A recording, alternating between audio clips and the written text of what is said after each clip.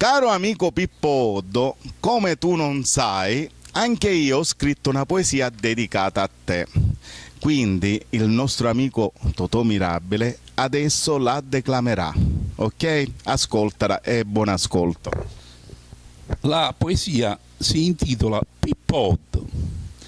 Figlio di la bella Villa Frati, dopo tanto studiare, massaro come sì, ti mettisti cu arma e corpo a travagliare. Fusti per tanti anni dirigente regionale, a diventasti puro consulente nazionale.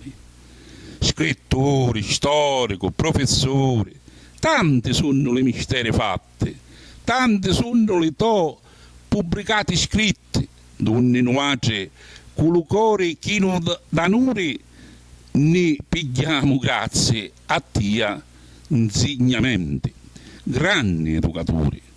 Tanti sono i riconoscimenti ricevuti, premio Mondello, premio per cultura, miraglia al presidente, che ancora chiossà t'avvalora.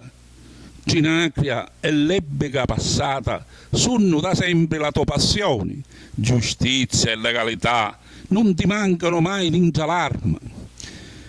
Condanni l'omertà e l'ignoranza e non ti stanchi mai di ripetere storiate, storiate e ancora storiate. Non si finisce mai di sapere, non si finisce mai di imparare.